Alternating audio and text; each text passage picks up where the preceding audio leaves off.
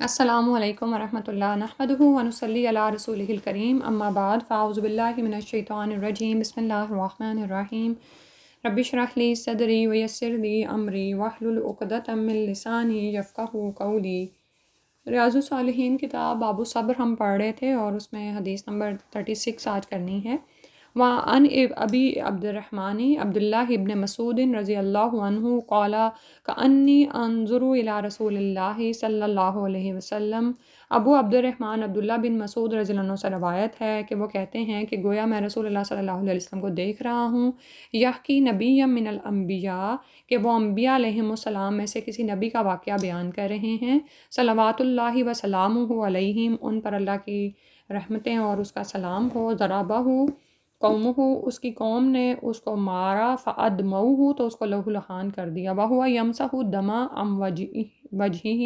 اور وہ اپنے چہرے سے خون کو صاف کر رہے تھے، یقولو، کہہ رہے تھے، اللہم اغفر لقومی، اے اللہ میری قوم کو معاف کر دیجئے، بخش دیجئے، فإنہم لا یعلمون، کہ بے شک وہ نہیں جانتے ہیں۔ متفقن علیہ حدیث ہے، بخاری اور مسلم دونوں میں بیان ہوئی ہے۔ تو اس حدیث میں دیکھتے ہیں کہ کیا فرمایا جا رہا ہے۔ بعض کے نزدیک یہ پیغمبر حضرت نوح علیہ السلام اور بعض کے نزدیک خود حضرت محمد صلی اللہ علیہ وآلہ وسلم ہیں۔ اس میں پیغمبرانہ اخلاق اور کرم کا بیان ہے، جس میں دین کی طرف دعوت دینے والوں کے لیے بڑا سبق ہے کہ تبلیغ اور دعوت کی راہ میں جو بھی تکالیف اور مشکلات برداشت کرنی پڑیں، لوگوں کی بد اخلاقی اور بدسلوکی کے مقابلے میں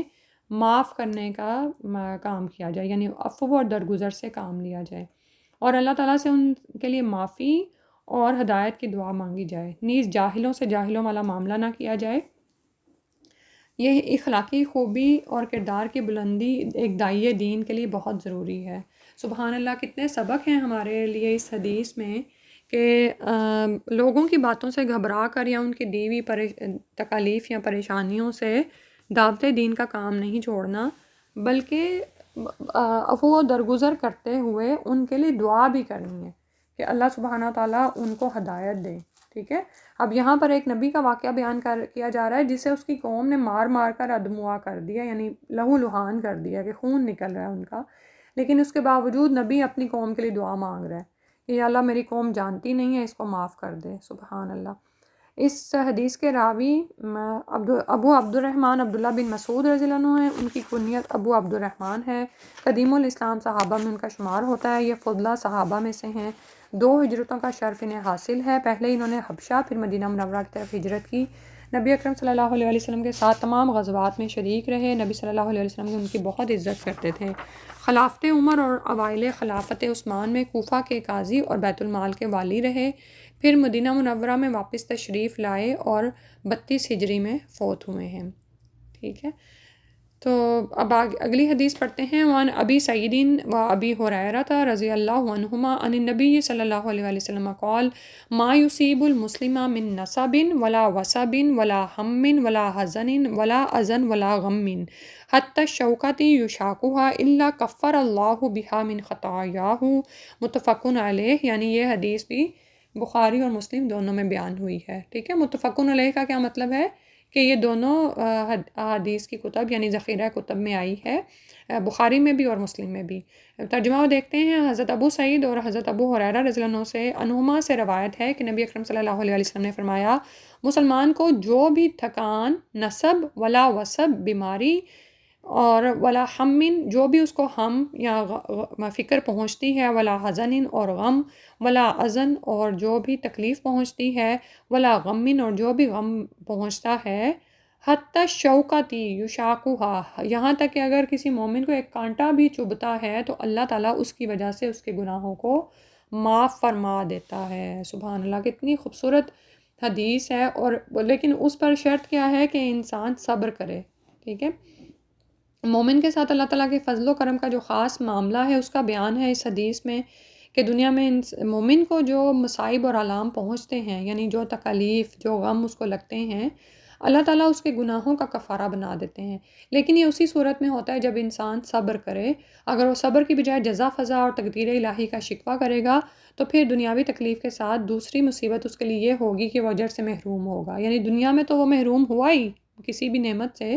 جو اس سے چھین لی گئی، لیکن آخرت میں اجر بھی اس کے ہاتھ سے جاتا رہے گا، بلکہ مزید گناہوں کا بوجھ بھی اسے اٹھانا پڑے گا اگر وہ ناشکری کرے گا اور جزا فضا کرے گا۔ اور بسا اوقات یہ ہوتا ہے کہ اللہ سبحانہ و تعالیٰ کسی انسان کو کسی بلند مرتبے تک پہنچانا چاہتا ہے، لیکن اس کے اعمال اس کا ساتھ نہیں دے رہے ہوتے، تو اللہ تعالیٰ علاموں و مصائب کے ذریعے سے اس کے درجات بلند فرما دیتا ہے۔ سبحان اللہ، بشرطے کہ وہ انہیں اپنی تقدیر الہی سمجھ کر صبر کرے۔ یہ بڑا اہم پوائنٹ ہے نا، کہ اگر آپ پہ کوئی تکلیف آتی ہے اور آپ صبر کر جاتے ہو تو پھر آخرت میں آپ کو اس کے بدلے کا بہت اچھا ملے گا، ٹھیک ہے۔ اور دوسری بات ہم نے کیا سیکھی اس حدیث سے، کہ بعض اوقات اللہ سبحانہ و تعالیٰ کسی شخص کے وہاں پر جنت میں درجات بڑھانا چاہتے ہیں، لیکن اس کے عمل ان درجات کا ساتھ نہیں دے رہے ہوتے، یعنی اس کے عمل کا ذخیرہ جو ہے اتنا، اچھے اعمال کا ذخیرہ اتنا زیادہ نہیں ہوتا کہ وہ ان درجات تک پہنچے، تو اللہ تعالیٰ اس کو دنیا میں کسی مصیبت میں مبتلا کرتے ہیں، ٹھیک ہے، کتنی خوبصورت بات ہے نا۔ لیکن اب کیا ہوتا ہے کہ اگر وہ اس مصیبت کے پہنچنے پہ صبر کرتا ہے تو وہ بلند درجات جو اس نے نیک اعمال سے حاصل کرنے تھے وہ اس کو اس پر صبر کرنے سے حاصل ہو جاتے ہیں، ٹھیک ہے۔ یعنی آپ عمل تو آپ کیا کر رہے ہو، آپ کوئی باقی نیکیاں نہیں اب بھاگ دوڑ کے آپ کر رہے، لیکن آپ ایک دل کا ایک عمل ہے نا کہ آپ صبر کر رہے ہو، خود کو روک رہے ہو، تھام کے رکھ رہے ہو، ٹھیک ہے۔ پھر اگلی حدیث پڑھتے ہیں۔ اللہ سبحانہ و تعالیٰ عمل کی توفیق عطا فرما دے۔ حدیث نمبر 38 ہے، وان ابن مسعود رضی اللہ عنہ قال، حضرت ابن مسعود بیان کرتے ہیں، دخلت علی نبی صلی اللہ علیہ وآلہ وسلم وہو یوعک، میں نبی صلی اللہ علیہ وسلم کی خدمت میں حاضر ہوا جبکہ آپ کو بخار تھا، فقلت، تو میں نے کہا، یا رسول اللہ صلی اللہ علیہ وسلم، اے اللہ کے رسول صلی اللہ علیہ وآلہ وسلم، انکا توعک واقعا شدیدا، بلا شبہ آپ کو شدید بخار ہوتا ہے، قال اجل، تو رسول صلی اللہ علیہ وسلم نے فرمایا، جی ہاں ایسا ہی ہے، انی اوعک کما یوعک رجلان منکم، مجھے اتنا بخار ہوتا ہے جتنا تمہارے 2 آدمیوں کو، یہ نبی صلی اللہ علیہ وسلم کہہ رہے ہیں۔ قلت، میں نے کہا، ذالک ان لک اجرین، یہ اس لیے کہ آپ کے لیے اجر بھی دگنا ہے، یعنی آپ کے لیے اجر بھی دگنا ہے، تو رسول صلی اللہ علیہ وسلم نے فرمایا، اجل، ہاں، ذالک کذالک، ہاں یہ ایسا ہی ہے، ما من مسلم یصیبہ اذی، جو بھی مسلمان کو تکلیف پہنچے، شوکۃ فما فوقہا، کوئی کانٹا لگے یا اس سے بڑی تکلیف آئے، الا کفر اللہ بہا سیئاتہ، مگر یہ کہ اللہ تعالیٰ اس کی وجہ سے اس کی برائیوں کو دور فرما دیتا ہے، وحطت عنہ ذنوبہ، اور اس کے گناہ اس سے جھڑ جاتے ہیں، اس طرح کما تحط الشجرۃ ورقہا، جیسا کہ درخت کے پتے جھڑتے ہیں، پت جھڑ کے موسم میں جیسے درخت کے پتے گرتے ہیں نا، بالکل اسی طرح انسانوں کے گناہ ان سے، مومن کے گناہ ان سے جھڑ جاتے ہیں جب وہ کسی مصیبت کے پہنچنے پر صبر کرتا ہے، ٹھیک ہے۔ تو جب کوئی مصیبت آتی ہے، مثلا کسی نے آپ کو کوئی سوئی چبھو دی، اب ایک تو یہ نا کہ آپ زور کی چیخ ماریں اور جواب دیں اس کو، حالانکہ اگر دوسرے سے غلطی سے ہی لگی ہو، دوسرا کیا ہے کہ آپ بسم اللہ کہہ دیں، ٹھیک ہے، تو فرشتے آپ کے لیے مدد کے لیے پہنچ جاتے ہیں، لیکن یہ کتنا مشکل ہے نا۔ عموماً کیا ہوتا ہے، ہمیں کوئی چوٹ پہنچتی ہے تو ہم کیا کرتے ہیں، سی آ، اس طرح کی آوازیں نکالتے ہیں نا، تو اس طرح کی آوازیں نکالنے کے بجائے ان باتوں کی پریکٹس کریں کہ ہم جب بھی کوئی تکلیف پہنچے تو ہم انا للہ و انا الیہ راجعون پڑھیں، اور بھی ہم نے پیچھے کیا سیکھا تھا، انا للہ ما اخذ ولہ ما آتا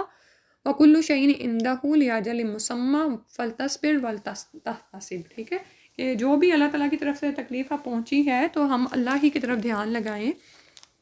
اور صبر کریں، ٹھیک ہے، تو پھر کیا ہوگا کہ اللہ تعالیٰ اس کے بدلے میں ہمیں اجر عطا فرمائیں گے۔ لیکن یہ کیسے ہو سکتا ہے کہ ہم صبر کریں؟ عموماً ہمارا ایک جو رویہ بن چکا ہوتا ہے وہ کیا ہے کہ ہم صبر نہیں کرتے اور فوراً کیا کرتے ہیں، چیخ مار دیتے ہیں، یا یہ کہ جس سے ہمارے ساتھ کوئی غلطی، اس سے کچھ ہمیں لگ گیا ہے تو ہم اس کے خلاف ہو جاتے ہیں، ری ایکٹیو ہو جاتے ہیں، بہت زور کا ایکشن کرتے ہیں، ٹھیک ہے۔ تو یہ چیزیں نا سیکھنے سے آتی ہیں کہ ہم نے ان چیزوں کو سیکھنا ہے۔ جب ہماری آخرت پر نظر ہوتی ہے نا کہ اس دنیا نے تو ختم ہی ہو جانا ہے، اصل میں تو وہاں کی نعمتیں ہمیشہ رہنے والی ہیں، تو پھر ہم خود کو روک لیتے ہیں،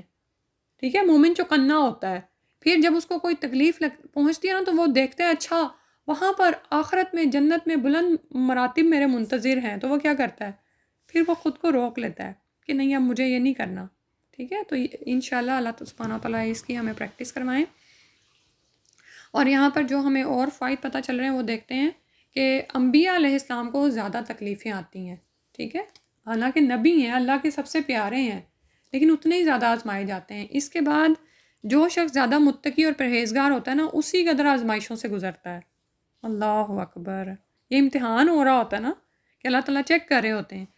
لیکن اس سے کیا ہوتا ہے، ان کے اجر و ثواب میں بھی اضافہ ہوتا ہے۔ تو کسی مصیبت کا آنا یا کسی رنج و الم کا پہنچنا یہ کمال ایمان کی علامت ہے، اللہ کی ناراضی کی دلیل نہیں ہے، ٹھیک ہے۔ تو بخار مومن کے لیے رحمت ہوتا ہے، اللہ کے پسندیدہ بندوں کو آتا ہے۔ سیدنا عبد الرحمن بن اظہر سے روایت ہے، رسول اللہ صلی اللہ علیہ وسلم نے ارشاد فرمایا، انما مثل العبد المؤمن حين يصيبه الواق او الحمى كمثل حديدة تدخل النار فيذهب خبثها ويبقى طيبها۔ مومن بندے کی مثال جب اسے بخار آتا ہے ایسے ہے جیسے لوہے کو آگ میں ڈالا جائے تو ردی ختم ہو جاتا ہے اور عمدہ رہ جاتا ہے، یعنی اس کے گناہ جھڑ جاتے ہیں اور وہ پاک صاف ہو جاتا ہے۔ یہ المستدرک للحاکم اور والسلسلۃ الصحیحہ للالبانی میں بھی بیان ہوئی ہے حدیث۔ اگلی حدیث ہے حدیث نمبر 39، وان ابی ہریرہ رضی اللہ عنہ قال قال رسول اللہ صلی اللہ علیہ وسلم من یرید اللہ بہ خیرا یصب منہ یا یصب منہ، رواہ البخاری۔ بخاری میں یہ حدیث روایت ہوئی ہے۔ حضرت ابو ہریرہ رضی اللہ عنہ سے روایت ہے کہ رسول اللہ صلی اللہ علیہ وسلم نے فرمایا، جس کے ساتھ اللہ تعالیٰ بھلائی کا ارادہ فرماتا ہے اس کو مصیبت سے دوچار کر دیتا ہے۔ اللہ اکبر۔ تو دنیا کی تکلیفیں، مصائب، آلام، بیماری، غربت، جان و مال کا نقصان وغیرہ، ان میں مومن کے لیے بھلائی کا پہلو ہے کہ جب وہ دنیا میں مومن کو پہنچتی ہیں تو وہ ان کی وجہ سے اللہ کی طرف رجوع کرتا ہے، اس سے دعا اور التجا کرتا ہے، تو اس سے کے گناہ جھڑ جاتے ہیں، اور آخرت کے نقطہ نظر سے مومن کے لیے خیر ہی خیر ہے، ٹھیک ہے۔ تو یہ ہے تو مومن کے لیے خیر اور بھلائی، لیکن خود سے اللہ تعالیٰ سے اس کا سوال نہیں کرنا چاہیے، بلکہ اللہ سے عافیت ہی مانگنی چاہیے، اور اگر کوئی مصیبت آ پڑتی ہے تو صبر کے ساتھ اس کو ہٹانے کی کوشش بھی کرنی چاہیے، ٹھیک ہے۔ یعنی یہ نہیں کہ اب مصیبت آ گئی ہے تو کیونکہ درجے بلند ہو رہے ہیں اور انسان صبر کرے تو ان کا علاج نہ کرے، نہیں، اس کا تدارک بھی کرے۔ مثلا بخار پہنچا ہے تو پھر دوائی بھی کرے، دعا بھی کرے اللہ سے۔ اسی طرح اگر گلا خراب ہو گیا تو اس کے لیے بھی پھر مختلف ریمیڈیز بھی کرے، ٹھیک ہے۔ اس کے بعد اگلی حدیث ہے حدیث نمبر 40 ہے، وان انس رضی اللہ عنہ قال قال رسول اللہ صلی اللہ علیہ وسلم لا يتمنین احدکم الموت لضر اصابہ فإن کان لا بد فاعلا فلیقل۔ حضرت انس رضی اللہ عنہ سے روایت ہے کہ رسول اللہ صلی اللہ علیہ وسلم نے فرمایا، تم میں سے کسی شخص کو کوئی تکلیف جو اسے پہنچی ہو وہ اس کی وجہ سے موت کی آرزو نہ کرے، اور اگر اس کے بغیر چارہ نہ ہو تو اس طرح سے دعا کرے، فلیقل، اس کو دیکھ لیتے ہیں پیچھے سے،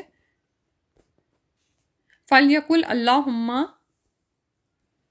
احینی ما کانت الحیات خیرا لی وتوفنی اذا کانت الوفات خیرا لی۔ متفق علیہ حدیث ہے کہ دعا اس طرح کرے کہ اے اللہ تو مجھے اس وقت تک زندہ رکھ جب تک زندگی میرے لیے بہتر ہو، اور اس وقت مجھے فوت کر دے جب وفات میرے لیے بہتر ہو، ٹھیک ہے۔ کیونکہ انسان کو مستقبل کا نہیں پتہ کہ آئندہ کی زندگی اس کے حق میں بہتر ہے یا نہیں، تو مطلقاً کسی تکلیف سے گھبرا کر موت کی آرزو کرنا تو بے صبری ہے۔ اور دوسرا یہ کہ اندھیرے میں تیر چلانا ہے، کیونکہ ممکن ہے کہ زندگی کا باقی ماندہ حصہ اب تک کی زندگی میں اس کے لیے بہتر ہو اور دینوں دنیا میں اس کو فائدہ دینے والا ہو، تو موت کی آرزو کرنا منع ہے۔ شہادت کی یا کسی مقدس جگہ میں مرنے کی آرزو کرنا جائز ہے، کیونکہ وہ ایک الگ چیز ہے۔ تو اور پھر یہ فرما دیا کہ اگر موت کی دعا کیے بغیر چارہ نہ ہو، یعنی یہ لگے کہ بہت ہی مصیبت میں ہے، اب ایمان بھی جانے والی حالت ہے، تو پھر اگر دعا کرے بھی تو پھر ان الفاظ کے ساتھ جو یہاں پر آ رہی ہیں اس کو دوبارہ پڑھ کے حدیث کو مکمل کرتے ہیں کہ اللہم احشنی ما کانت الحیات خیرا لی وتوفنی اذا کانت الوفات خیرا لی، ٹھیک ہے۔ اللہ سبحانہ و تعالیٰ ہمیں ان حدیث کو سمجھنے کی، ان کے مطابق عمل کرنے کی توفیق عطا فرما دیں۔ اللہ تعالیٰ سے دعا ہے کہ ہمیں صبر کا دامن تھامنے کی توفیق عطا فرمائیں۔ دعا کر لیتے ہیں صبر کے بارے میں، کون سی دعائیں ہیں؟ ربنا افرغ علینا صبرا وثبت اقدامنا وانصرنا علی القوم الکافرین، ربنا افرغ علینا صبرا وتوفنا مسلمین، آمین یا رب العالمین۔ سبحانک اللہم وبحمدک نشہد ان لا الہ الا انت نستغفرک ونتوب الیک۔ السلام علیکم ورحمۃ اللہ۔